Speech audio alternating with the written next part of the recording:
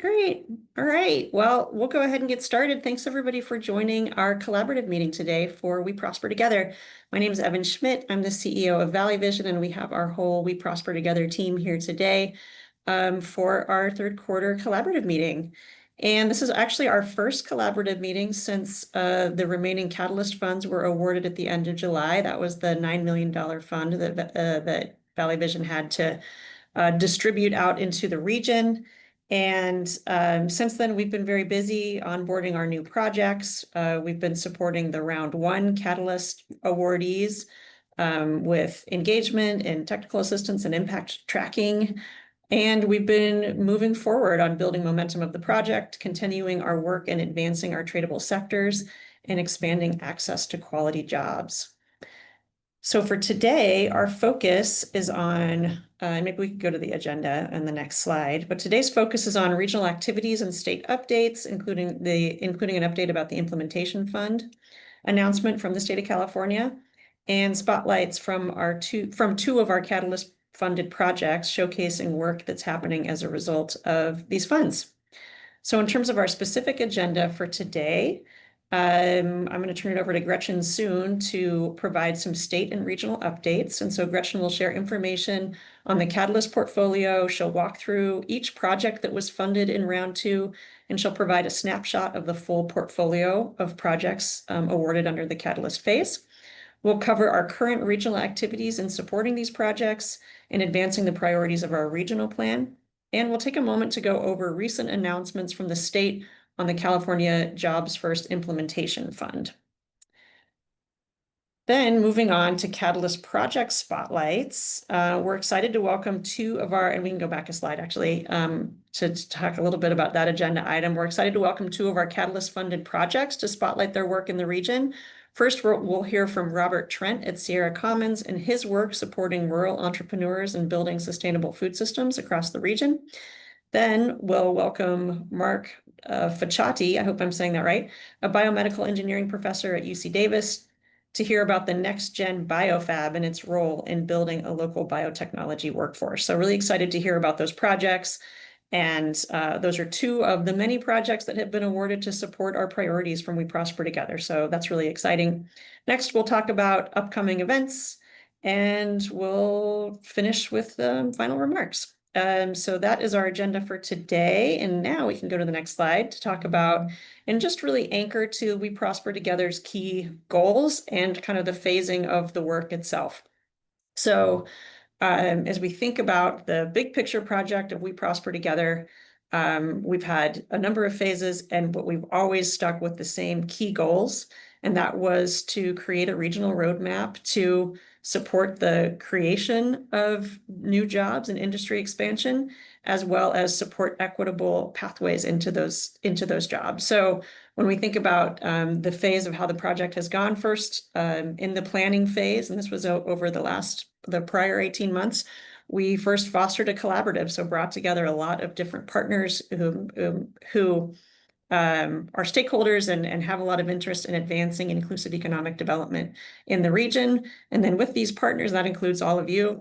With these partners, we worked to co-design a regional roadmap, and that was through community engagement as well as economic data and analysis about our region and where opportunities lie.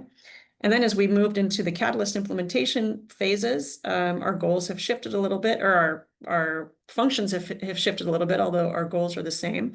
And this really reflects what we're working on now. And that's number one, to attract investments into our region. So whether that's through California Jobs First as a program or through other sources to bring more generative investments into our region, that's a core focus of the work. To create accessible living wage jobs. This has always been kind of really at the centerpiece of this initiative. And then to work on sector advancement. And that's something that is definitely in the works right now, but looking at how do we take those sectors in which we have the highest potential for growth to build new livable wage jobs and ensure that our region is doing all we can to strategically and effectively advance those sectors. And then, of course, throughout the whole project, especially what we're working on right now, is the sustainability of the project itself. So even though the state funding ends next year, We want to make sure that our region has what it needs to continue the good work and to continue to support inclusive economic development through the assets and initiatives that we've built so far. So with that, I'm going to turn it over to Gretchen to get into our regional and state updates. Thanks, Evan. Thanks for that framework. Let's go ahead into the next slide. So as Evan mentioned, this is our first collaborative meeting since the full $9 million of Catalyst funding was allocated. And this happened at the in-person Leadership Council meeting in July, resulting in total with all of the Catalyst funds, 22 pre-development projects being funded with service areas covering all 8 counties in the Capital Region.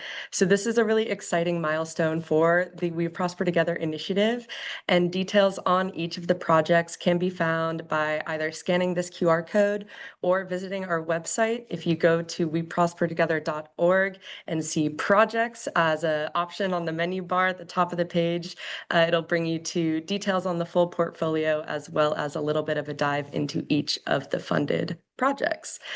And I just want to call out, even from these pictures alone on the slide, you can see a really wide range of activities that Catalyst is able to support. You can see remote business services careers, sustainable agriculture and land management, there's construction and precision manufacturing training. So all of this work is driving our North Star of creating equitable access to those high quality jobs in the high potential industries that are identified in our regional plan.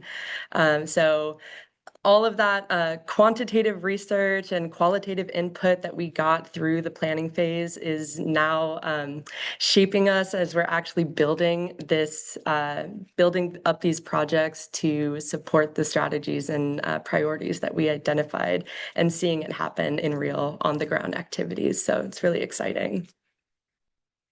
If we go to the next slide, I'll start by giving a high-level overview of the 11 projects that were funded in this second round of Catalyst. But of course, as I mentioned, more detail on each of these can be found on our website. And one of our round 2 projects will be one of our speakers today, so we'll look forward to hearing about that. So starting off, just to run through, this is in alphabetical order, by the way. We have the Ag Hire Expansion Planning Initiative. This project is led by the Center for Land-Based Learning, and it's to expand their Spanish language training program in farm worker career pathways, expanding it to Colusa, Yuba, and Sutter counties. We also have the Biomass Recycle to Energy 7-county proposal, and this is being led by Connecting Nevada Sierra Connecting Point Public Authority. And this is a feasibility study to explore options for a facility that could transform excess biomass material into a resource for clean energy generation.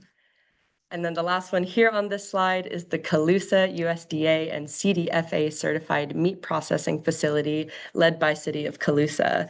And this project is really aimed at purchasing essential equipment and completing permitting activities to achieve USDA and CDFA certification for a Colusa-based meat processing facility. So this will allow our region to have access to culturally appropriate processing for local producers, and also reducing environmental and economic costs of traveling outside of the region to meet those needs. On the next slide, we have some of our other projects, including the Community Health Workforce Pilot. This one is led by Yolo County Children's Alliance, and it's a pilot for an inclusive community health worker workforce pathway. And it's aimed at supporting young mothers of color or otherwise disinvested mothers in Yolo County. Next up is the Justice Involved Fire Service Planning Project led by Future Fire Academy. And this creates a scalable program for training and supporting justice-involved individuals for careers in firefighting, forestry, fuels management, and EMS.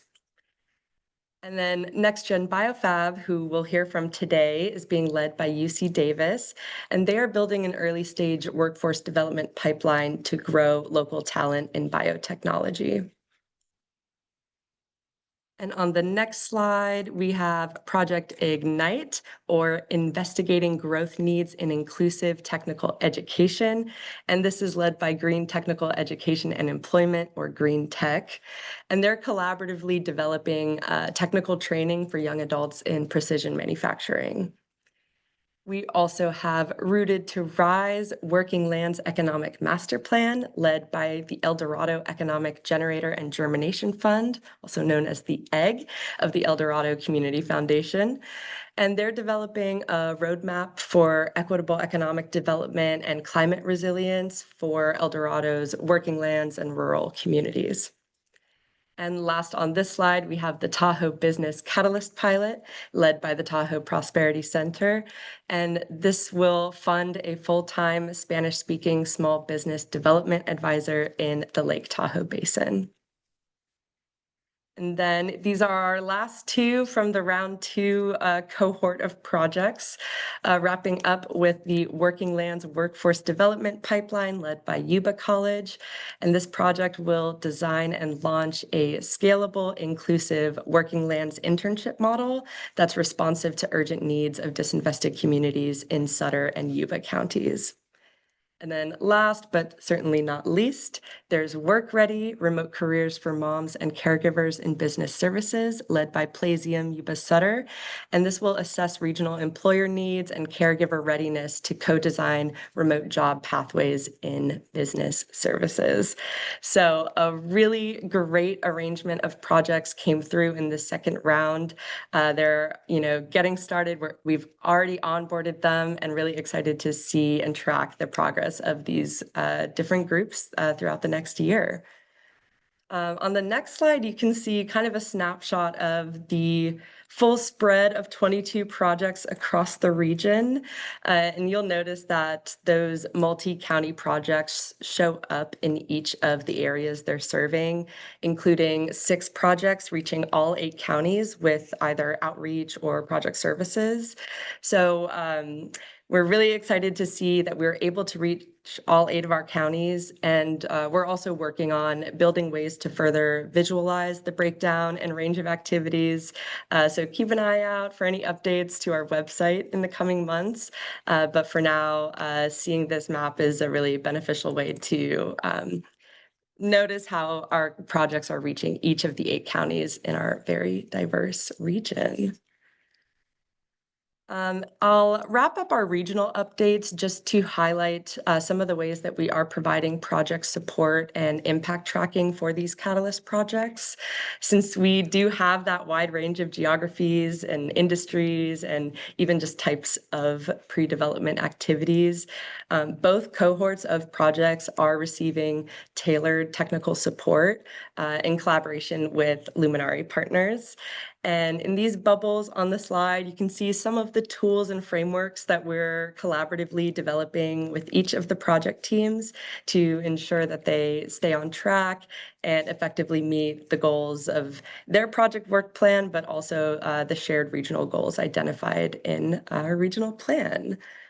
And in addition to that, we're going to be hosting, if we go back to the last slide, we're going to be hosting an in-person project convening in October, where we'll also be joined by our community ambassadors, who are those trusted community organizations in each county contracted to support in outreach, stakeholder engagement, and participant recruitment related to We Prosper Together.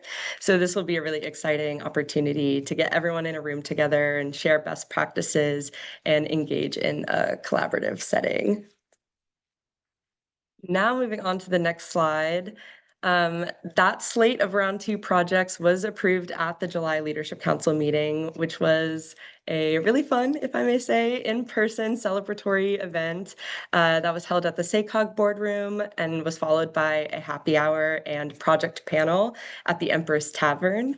And for those who aren't aware, the Empress Tavern was actually launched with support from early California Jobs First funding back in the surf days. So that was a nice full circle moment to tie us together during this milestone.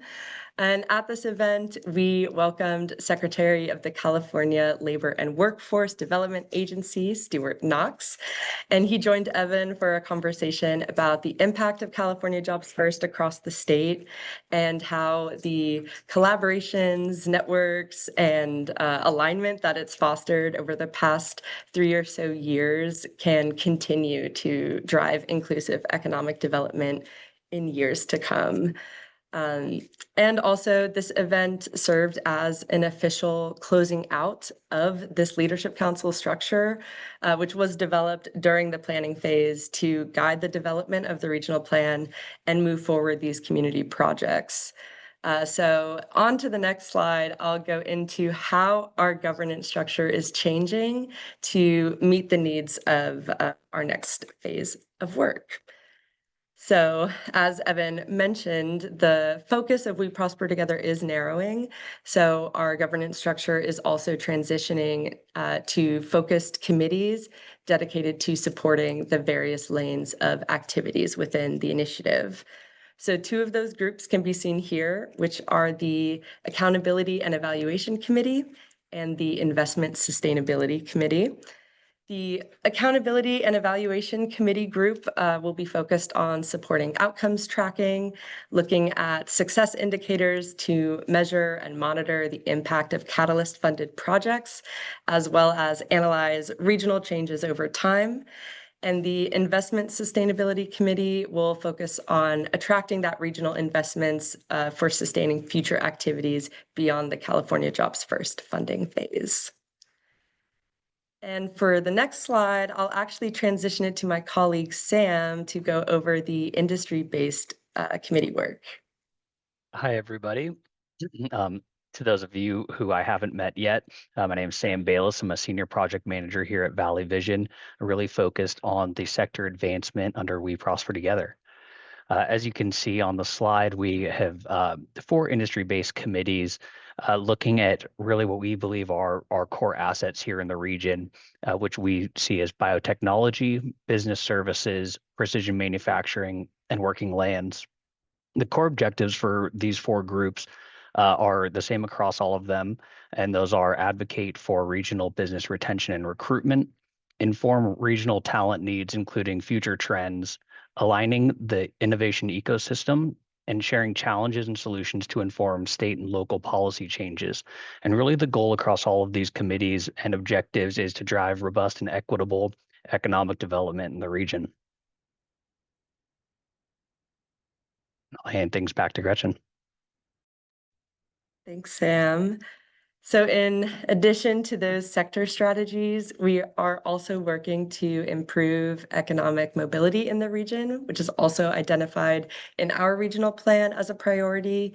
And the state refers to these as anchor strategies in the California Economic Blueprint. So to advance these goals, we are collaborating with regional partners to develop mechanisms for tracking workforce accessibility, including looking at barriers to workforce entry, such as access to affordable housing, transportation, and childcare. Another collaboration activity around economic mobility is a statewide early childhood education cohort, which is focused on sharing strategies to expand childcare access across the regions in California.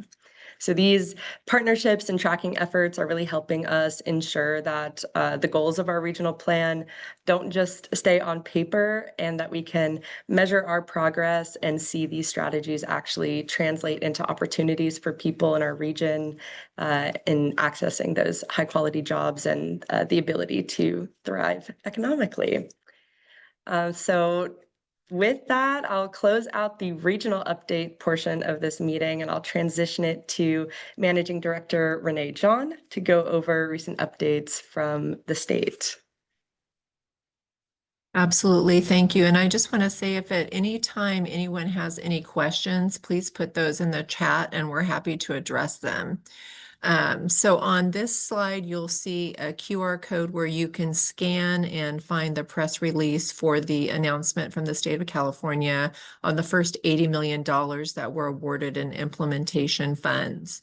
This supports 11 projects across the state The applications were highly competitive.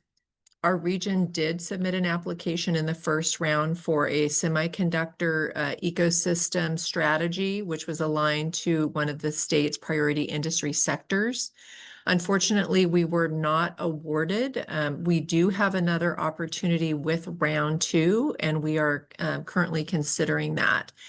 Although it's not noted in the state's press release, one of the funded projects or ecosystem projects for ag tech includes a subaward to the Center for Land-Based Learning to serve the capital region in addition to the North San Joaquin Valley in farm worker training and upskilling programs. So there will be some funds coming to the capital region by virtue of that award.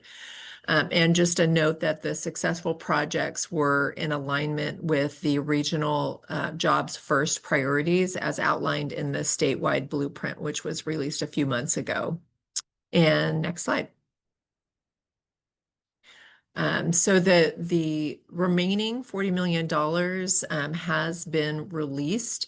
The application is the same as before with a updated errata, which is a document noting the changes to the initial application. And so if you scan this QR code, you will see the updated errata, which primarily updates the due dates from the original application. So the original application anticipated that the second round of awards would be happening in early 2026, or the process would start then, and they've moved up that timeline. So those dates are noted along with any other changes in the application, although I will note they are relatively minor. It's primarily the same application. One thing that we do want to note, and we did have one initial conversation with the state of California to understand what was being prioritized in awards that were selected, is that they were looking for transformative projects. So they weren't looking for merely just a cluster of projects, but an ecosystem approach that really showcased how a sector could transform the region and lead to significant outcomes.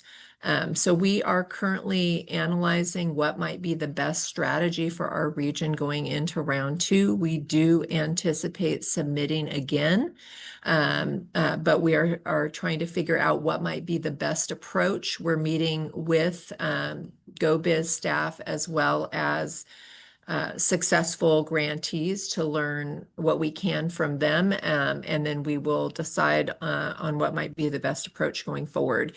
If you have any inquiries or insight or thoughts to share about that, please reach out to us at the email that's indicated there, and we'd be happy to receive your input and/or questions. And I will pass it back to Gretchen. Thank you, Renee.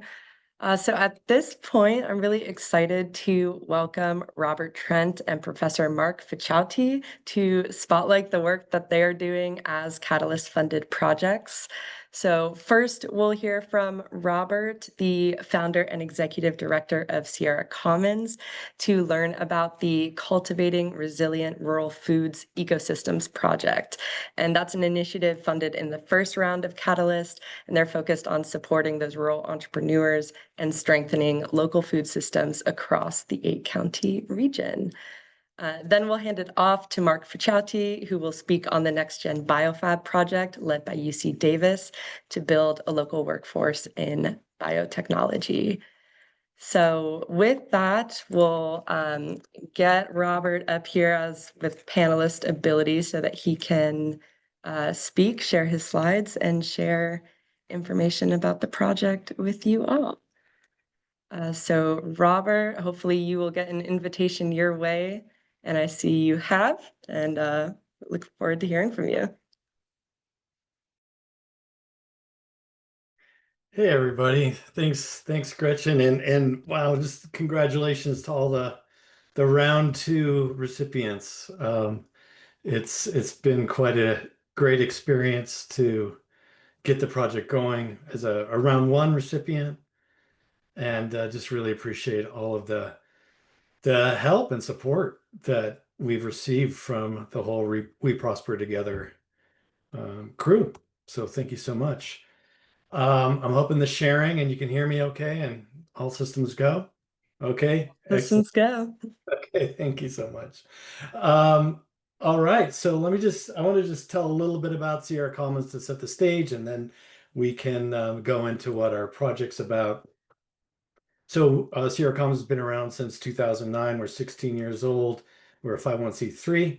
We specialize in rural business education, and really our sweet spot is businesses that are in the ideation stage to about 3 years in business.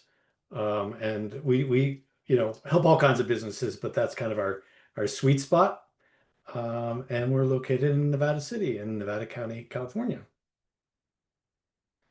So to give you an idea about the scale of what we're doing, we've moved completely to a cohort model in our education system where it's just groups of people that go through a 5-week, 6-week, 8-week course together.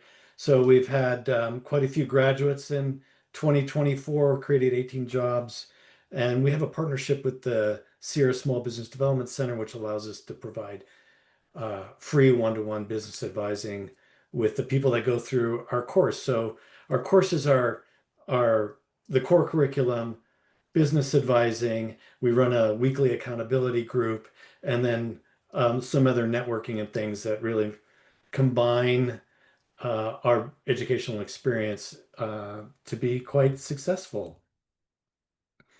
And another cool thing, with the help of AI, we've kind of helped figure out some of the math around for every dollar that Sierra Commons spends, we translated into almost $10 of local economic impact. So that's was surprising and hopeful for how we can be lean and effective in how we spend funds. So Sierra Commons has three main programs. One is the Business Igniter course. We've been doing that for 15 years. It's business fundamentals, and then the Food Accelerator program and the Forest Entrepreneurship program. So two of our programs are in Working Lands, which is completely in line with what the Catalyst Fund and the whole California Jobs First is all about. So those are our main programs. And then this year we've worked on developing an online learning platform, because what we used to just kind of focus on Western Nevada County. And in the last 2 years, we've traveled all over Northern California delivering forest entrepreneurship boot camps, and we want to continue to spread our wings. And we can't be everywhere at once, so we have an online platform that helps us deliver content and do some archival things and really reach people in the disinvested community. So,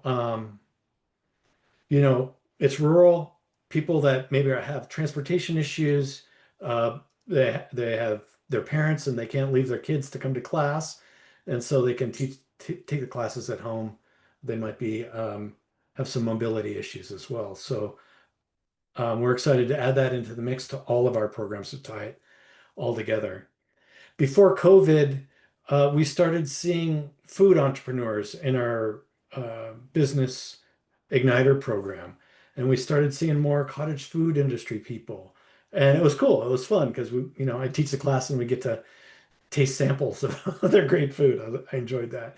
And then COVID hit, and supply chain issues happened, and there was this kind of realization that 3% of the food we eat in Nevada County is grown in Nevada County. And for our overall resilience, we really need to boost food entrepreneurship. There's a lot of farm organizations, farmer-centric organizations, and there was a need for really creating a demand through entrepreneurship to help support the overall ecosystem. So we experimented with a couple cohorts, got our feet wet, and had some good success. We helped launch some restaurants, cottage food businesses. We learned a lot. They learned a lot, and we built our program with a lot of help from people within our community and regionally. So that was in 2024. And then boom, we got some Catalyst funding to really accelerate the Food Accelerator program. So what a great opportunity for capacity building, for all of the things that we've wanted to do, but just haven't been quite able to do. So we're making the most of this opportunity. And we're shooting, we're setting our sights high. With these are our deliverables, some of our deliverables to graduate 35 students to our cohort, to create full-time and part-time jobs, to start new businesses.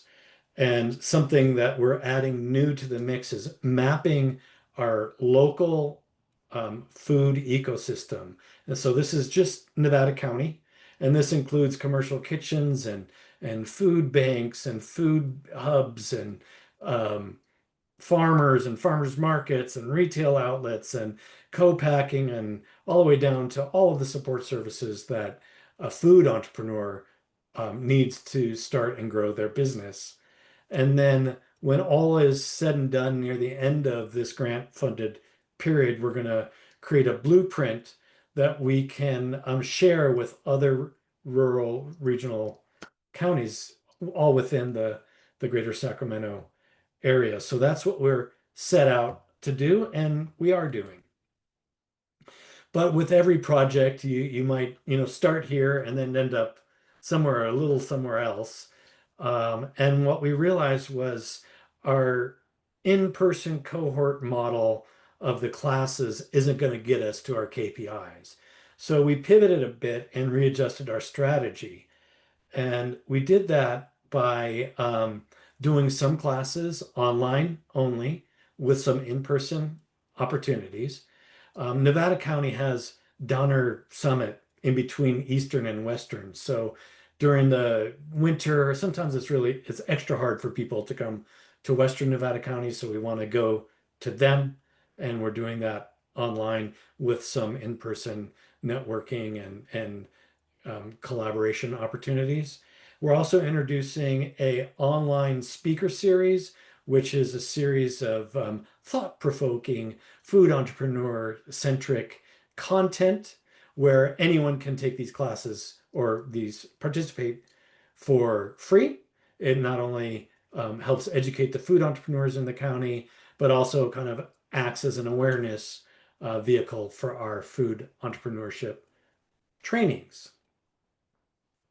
And we're also including some of our other cohort opportunities. So for example, we had a student that took the forest entrepreneurship course who wanted to do an all electric vehicle, all electric chainsaw land clearing business. And he pivoted as well, and now is delivering food between our co-ops in the area and working on doing, a local cottage food or food delivery business. So there's a lot of intersections between our programs, whether it's basic entrepreneurship, food, and other working lands activities. So we're like, whoa, this is one way to be more inclusive and reach our KPIs. So that's what we're doing. And let's see. So for the rest of 2025, we have right now live on our website, people can sign up for the Food Accelerator Part 1. We have the Food Accelerator Part 2 in the works. Introduce a speaker series. We've started the kind of the tech end of doing the blueprint and the resource mapping and directory. We're participating in something called a food fight, which is in collaboration with Sierra Harvest, which is a real powerhouse food organization in Nevada County. I know I'm running out of time, so I'll speed this up. And we're doing an awesome event with State Treasurer Fiona Ma, really specifically zeroing in on the intersection of food, forest, and affordable housing. So that's all we're doing for the next few months, just a little bit. And then in 2026, we're wrapping up our deliverables and getting ready to partner with other counties to implement this program regionally. And of course, we have to celebrate our success here comes able to develop a great team around this. And we just want to keep this train rolling. So totally open to collaboration. Let's work together. We already are working with some of you in the audience right now. So thank you for that. And we're open for more. So bring it on. And thank you so much.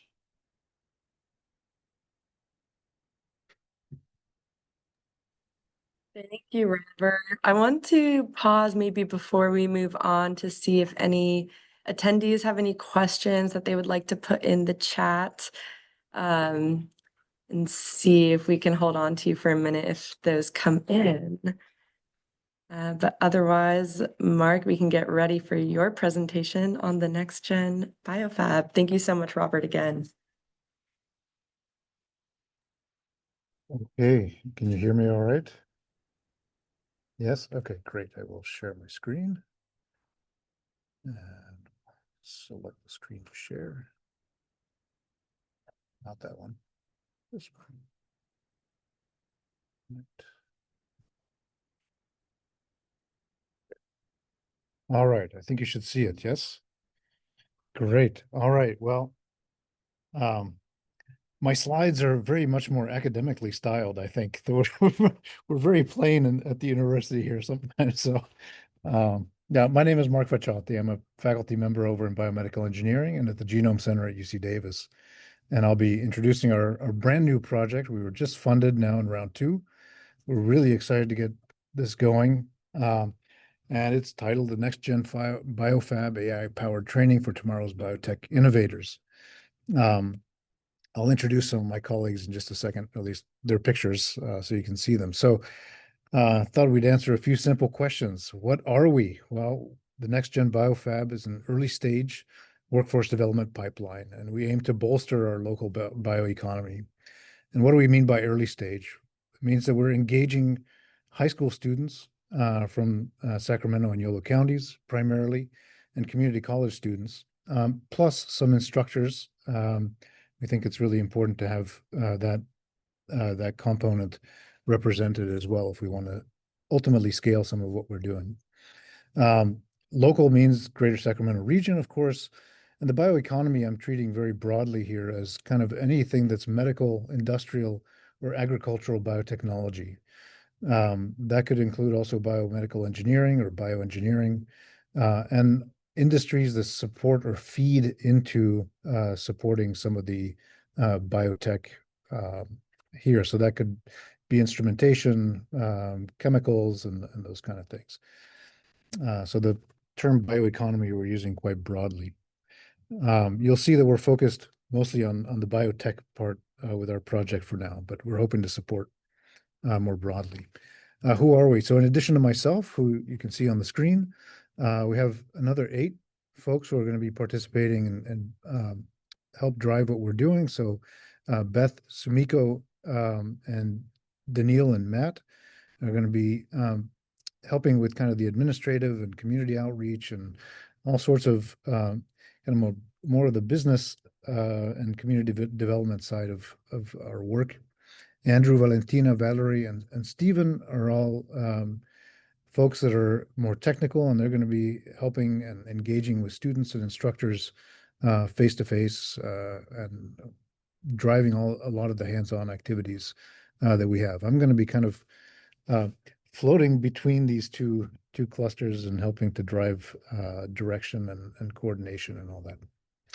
All right, so these are everyone that's involved for the moment. So our goal is to foster and development of pool of homegrown talent who can become the leaders and workforce and the innovators and entrepreneurs for an expanding biotechnology or bioeconomy in the Sacramento region. And we really want to focus on this idea of homegrown, developing homegrown talent, in particular, students, young folks who are just thinking about what kind of careers they want to have, what career directions they want to have, and really get them fired up about trying to help build the bioeconomy here in the local region. There is some academic work showing that interventions that happen in workforce development programs in a particular region tend to keep folks around to be participants in that economy if they grew up there and are invested in the region and want to, help develop it and make lives better for themselves and their families. So that's part of the strategy. What are we going to be doing? We're this year planning on recruiting 45 students, largely from around, again, the Sacramento and Yolo counties, plus 9 educators. And we're going to engage them in a number of face-to-face, hands-on activities and workshops. They're going to really be designed to start introducing these students and instructors to what careers look like in biotechnology, and to get them excited about that by getting them in the lab, in the machine shop, working on the computer, and experiencing what it's like to be in these environments. So right now we have programming planned in January through March, so the academic winter quarter, April through June, the academic spring quarter, and then during the summer.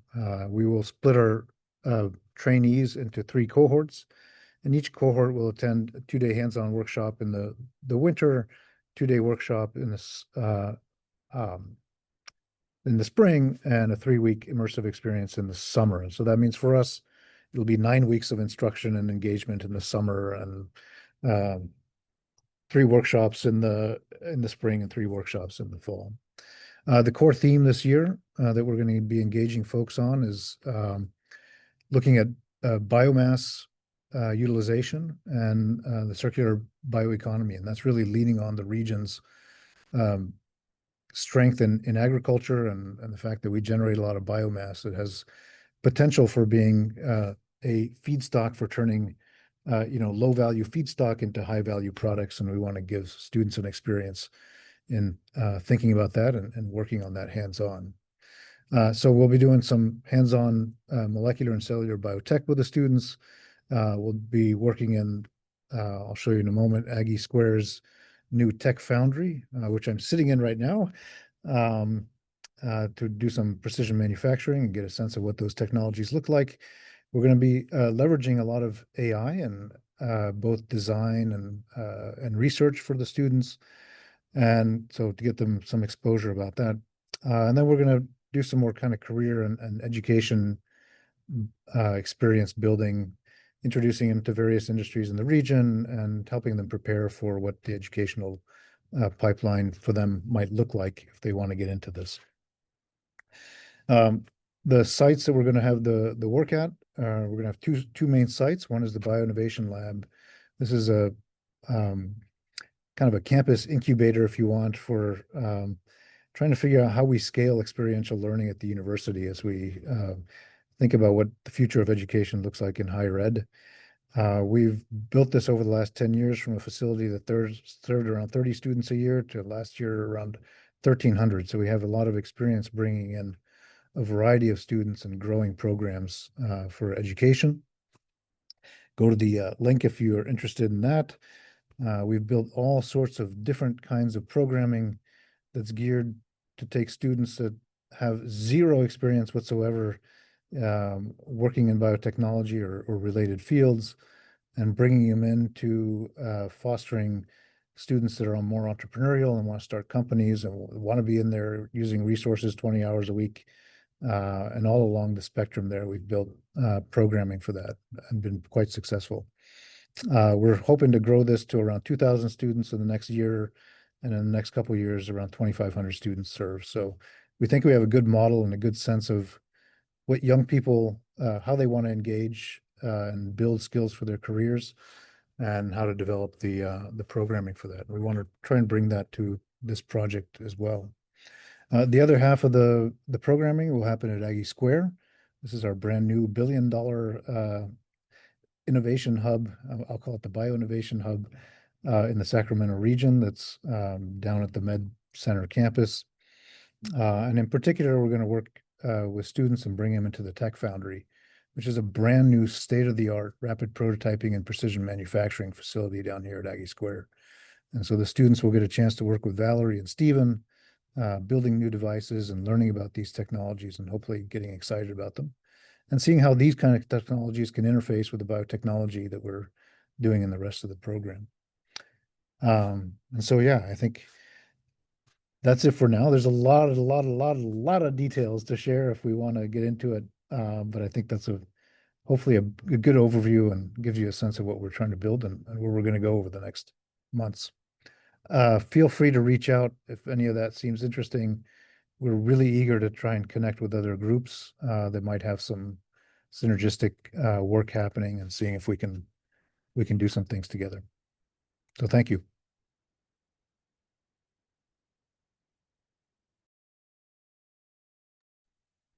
Thank you, Mark, and thank you both of you for allowing us to get that deeper dive into your project work. As I've said, we have projects spanning so many industries, spanning all 8 of our counties. So it's really great to get that kind of magnifying lens on what each one of you is up to. I don't believe there are any questions coming in through the chat. I'll give it another moment. Mark, I know you have to hop off shortly, but once again, really appreciate both of your times with us. Thank you for the opportunity to share this. It's great to do it at such an early stage. Yeah. Yeah, and I appreciate you being live on site. That adds an extra dimension Yeah. to your presentations. All right, I'm not seeing any questions come in. Of course, if any of you do want to reach out, feel free to send any inquiries to the info@weprospertogether.org email. And with that, I will let you both go. Thanks for your time and presentations today. Rich, and there's a question about whether there'll be a recording sent out or available. Thank you for highlighting that. I did not see it. And I also do see we have a hand up. Yes, this meeting is recorded and we do post all of our public meetings on our YouTube page, but you can find them on weprospertogether.org through the events page, and we'll also provide a recap and highlight in our next newsletter. And then was that a question from Sean? Because I saw a hand up and I believe it went down. So maybe we do not have a question. It was from Sean, yeah. All right, then I guess we covered it. With that, I will make sure I have my tech set up. And I do? Okay. I will move on into some of our upcoming events. All right. So moving forward, thank you all for joining us today in our collaborative webinar. We've been doing these meetings quarterly to provide general program updates and information sharing around We Prosper Together and California Jobs First. We'd like to announce that moving forward, we're going to transition these collaborative meetings from that general programmatic updates to more topical focused webinar series with dedicated sessions that will dive deeper into our sector advancement strategies as well as our economic mobility strategies. So just want to call out and make it clear again that these topic focused webinars, these are going to be in place of the general updates that we have used our collaborative meetings for up until this point. And in addition to that, in September of 2026, we are going to host a cumulative event to mark the conclusion of the California Jobs First funded phase of We Prosper Together. And this event will also mark the completion of the Catalyst funded project work, but in no means does it indicate any sort of end to the work of We Prosper Together. We just want to celebrate the momentous work that has gone into this program for the past few years and transition into that next chapter of continuing to advance our regional goals, really focusing in on attracting new investments and continuing to expand equitable access to quality jobs in our priority industries. So make sure that you are signed up for our newsletter. We will be announcing events there, and as this project work continues to go underway, we're going to be highlighting project successes and program activities, any impact milestones that we make it to across the region. So stay tuned and keep in touch. With that, I will transition it to Evan to highlight another upcoming event, which is the Livability Summit, which I don't know where on my screen that logo is showing up for you, but we all got our snazzy backgrounds for it. That's right. Well, thank you so much, Gretchen. And thank you, Robert and Mark. Those were great presentations, and it's great to see how the work is coming together and moving forward. Really, really exciting. And we're really excited about our upcoming event. It's just around the corner. The Livability Summit is on October 1st. This year, our Livability Summit is a partnership with Valley Vision and SACOG. And so we're going to be launching the Blueprint Vision from SACOG at this event. And this event, as it's been the last 2 times that we've done it, it's a collaboration conference for the region. It's really about coming together, looking at the big issues in our region around quality of life, and balancing really content-rich presentations with lots of hands-on and interaction time, because that's what a collaboration conference is, right? It's kind of like grappling with some of these big issues and then having a lot of time to absorb and talk to others about it and share your perspectives and ideas, and then think together about how we can take action on some of these big issues. So it's going to be in Citrus Heights at the event center there. We're really excited about partnering with the city of Citrus Heights and being able to feature some great local things that are happening there.